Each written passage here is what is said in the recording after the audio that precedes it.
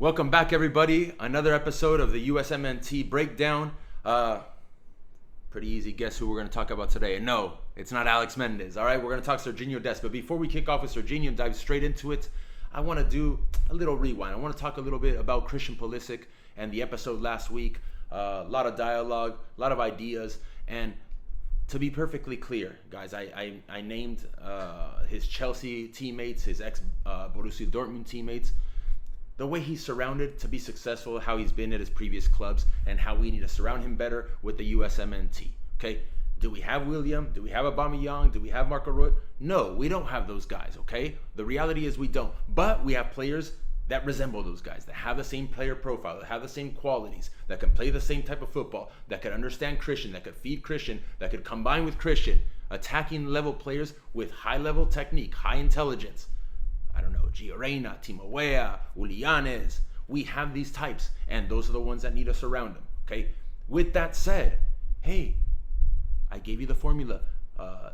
Season 2, episode 1, when I talked about Chile and the blueprint and what those guys did with their 5 or 6 U20s that later became the spine 2 years down the road as young 21, 22-year-olds, okay?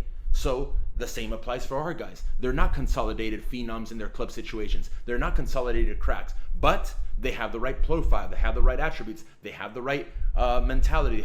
They have everything needed to elevate Christian, elevate our men's national team, okay?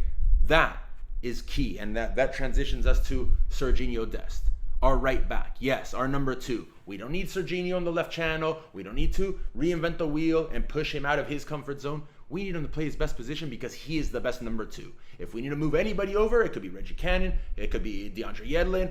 Whatever needs to happen there, we'll find a solution in the left channel. It could be Reem as a stay-at-home guy, where Sergiño pushes high in the right channel, lets Christian isolate and work on his own.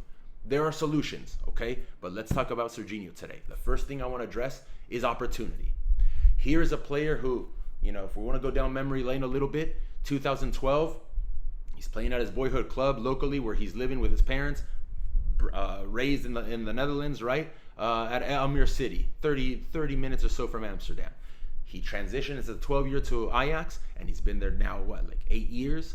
Look, he got an opportunity. He's born and bred Ajax, pretty much. One of the best, most prestigious youth academies and clubs in world football with a rich pedigree and history that they bring to the table.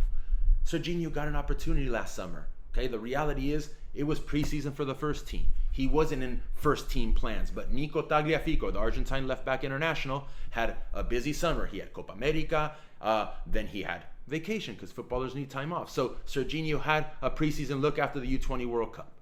During his preseason look, he did well. He killed it. He had several friendly opportunities where he performed well. He did well in training. He grew his opportunities. And then, it's not Community Shield. It's the Johan Cruyff Shield game where it pits, the champs and the cup champs. It was PSV against Ajax. I happened to be there live in the stadium. Sergiño's debut. Packed stadium, packed house, crazy environment. And this player, this kid, his mentality, his swag, he backs it all up with his performances. He had a solid outing as a debut, and that's not easy, guys. It's not easy to be a young player, step into that environment, and do what Sergiño did. Okay, Tagliafico comes back from vacation. He's now the left back. The right back gets hurt. Mazraoui gets hurt. Sergiño steps in, and he had his run. Champions League qualifiers, Champions League, First Division games, Cup games. He had, over 35 plus appearances last season. Consistent all across the board. Opportunity was there because he was there for the taking. He wasn't in a shitty environment, in a shitty club. He was at a top club, and when he got his chance, he seized his opportunity. When it comes to the youth national teams, okay, I remember vividly CONCACAF qualifiers. Sergiño Dest was flown in along with Chris Richards and Sebastian Soto as the 3 guys to upgrade our roster to qualify us to the World Cup. He showed up and he looked like shit. Technically, tactically, physically, couldn't run, couldn't move. Terrible in the training sessions leading up to the Costa Rica game.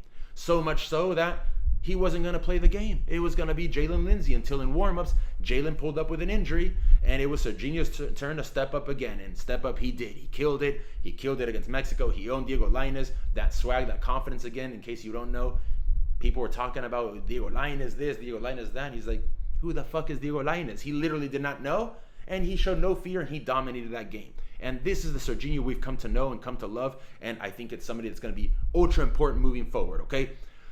Let's get to the profile now of a number 2. We talked about Sergiño needs to be the guy. Okay, what does the prototypical best world-class 2 look like?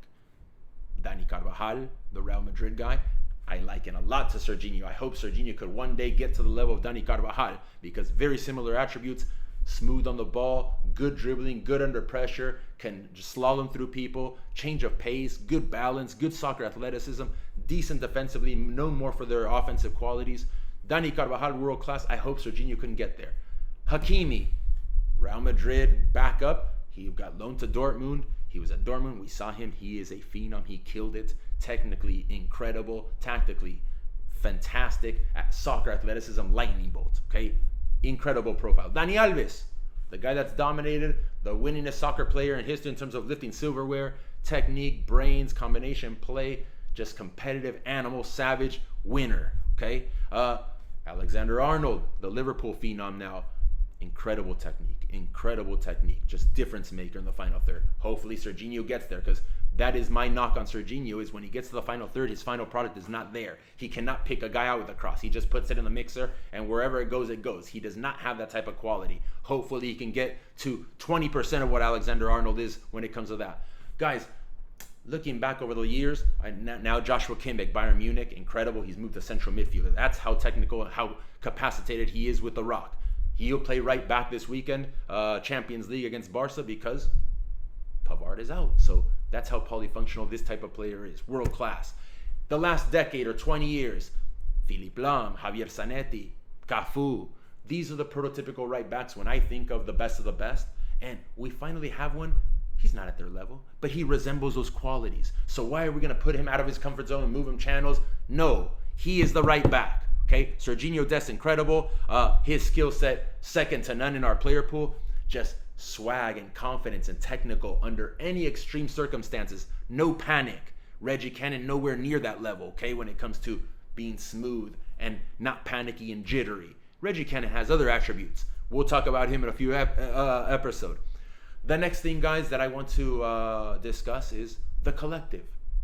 Very simple. I talked about it last week when we talked about Christian, how important it is to be surrounded the right way, to be able to show your best attributes and your skill set. Well, the collective is imperative in Sergiño's success as well. He plays on an Ajax team where it's attacking football, okay, where he has the green light to go, go, go, go. Sometimes he's all the way in the right channel, high up the field like a right winger.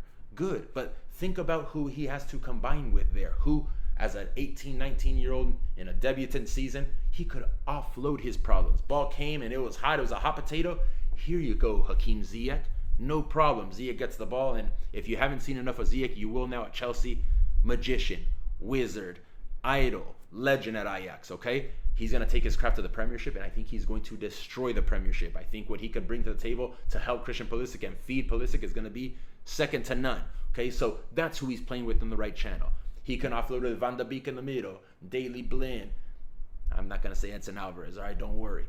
Technical players, Tadic, Quincy Promes, just you name it. He has players to accompany him that highlight his attributes, okay?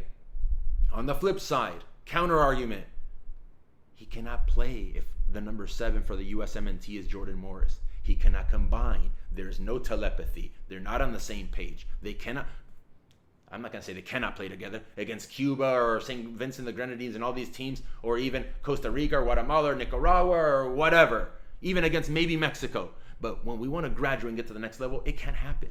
We need to find the right partner and the right channel for him. I threw out some names. It could be Gio Reyna. It could be Timo Weah. It could be Ulianes. It can't be Paul Arriola. It can't be, with all respect, Tyler Boyd. I've only witnessed a handful of games, but Tyler Boyd just doesn't have it to combine at this level with Sergiño and elevate us to the next level, okay? So the collective is important. Having quality center backs that can play out and get on the ball in certain situations and not stitch him up is important. Chris Richards, not Aaron Long. Okay, for example, having competent central midfielders that can handle the rock. Darlington Nagbe, these types. Jackson Ewell, that's technical. We can't just have destroyers like is being sought out or is being talked about. If we have Weston and Tyler, good. We're going to be able to sit and win balls deep and destroy, not highlight the attributes of a Sergiño Dest. Can they go cover his right channel if he projects? Absolutely. But we need more ball players, more footballers, guys that speak the same soccer language with the ball, not without the ball. Okay?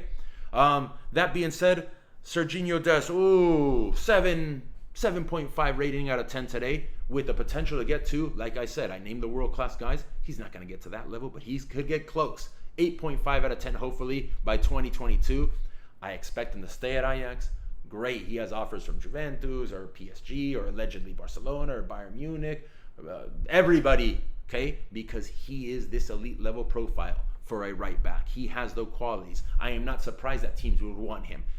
Desire is one thing. A formal offer is a different thing. I hope that he stays at Ajax, continues to get solid game minutes, continues to progress, because it's not easy, guys, to make that next jump. It's not easy to go to Barcelona and compete with Nelson Semedo. He's not at that level just yet. It's not easy to go to Bayern and compete with Pavard. Now Odriozola, the lone guy from Real Madrid, couldn't do it, sat on the bench the whole last 6 months. It's not easy to make those jumps. So I think the point I'm trying to make is Sergiño's got a good home. He's in a good place. He is our right back moving forward. There's no ifs, ands, or buts about it. In the short term, hopefully in the next decade, 15 years, that's why Sergiño chose us, because he wants to be a legend. He wants to be the most capped player in history, of U.S. soccer team history. This is the ambition this player has. This is the mentality, the swagger, the confidence that he has, and he usually backs that shit up with his performances. Go on, Sergiño, keep doing it. We are going to surround you the right way. We are going to give you the players that you can attack and ball out with like you do at your club situation. And nothing. Guys, talk to me. Tell me. Discuss with me. I've been really enjoying these episodes. Last week, Christian. This week, another crack in the making, Sergiño Dest. Let's talk a little switch of subject here. Let's talk a little bit about Sevilla Wolves yesterday. All right? To piggyback off my arguments about having brains and technique. Ever Banega, somebody I know very, very well. Long trajectory, okay? Former Argentine international, is not currently in the setup. But look what he does. He dictates the game at every level, okay? Whether it's in La Liga or Europa League or Champions League, he dictates the game with this and with his technique. This isn't a guy that's just running around aimlessly. This isn't a guy that is winning duels and jumping and challenging and running uncontrollably. He's not going to beat you. This is not an athletic guy that's going to be able to run the 40-yard dash at the MLS Combine and wow the scouts. It's not a guy that's going to do the vertical jump like they do at the Combine to see how athletic is this guy. No, it's all up here. And with this, an extremely different level technique, he bosses, he dictates, okay? This is the type of player, like I've been saying, in my lifetime at least, okay? I can't talk about before, but in the last 40 years, cast aside, ignored here, because he doesn't have the athletic, the nasty attributes. Cast aside. This is what needs to change. We need to start empowering the Ever Banegas of this world, okay? I said it, Xavi and Iniesta. People think I'm nuts. Had they grown up here with their skill set stateside, they don't shine because they're not in a possession-based team. They're not in the right place to be able to dictate and control the game. Iniesta would have to run doggies. Iniesta would have to tackle. Iniesta would have to buzz around the park. Well, these types of players don't do those things, okay? So let's keep spotlighting our player pool, our creative players, our 10s, our 8s, our central midfielders that have these types of qualities. You know who we're talking about. We're going to keep dissecting this in the future, but just food for thought. Atalanta, PSG on tap today. Atletico Madrid against our boy Tyler Adams tomorrow. Exciting times, guys. I hope you guys are tuning in. I hope you guys are spotlighting. I hope you guys are educating your eyes and enjoying your football, because I most certainly am. All right? Until next week, USMNT breakdown continues. I hope you guys enjoy this one.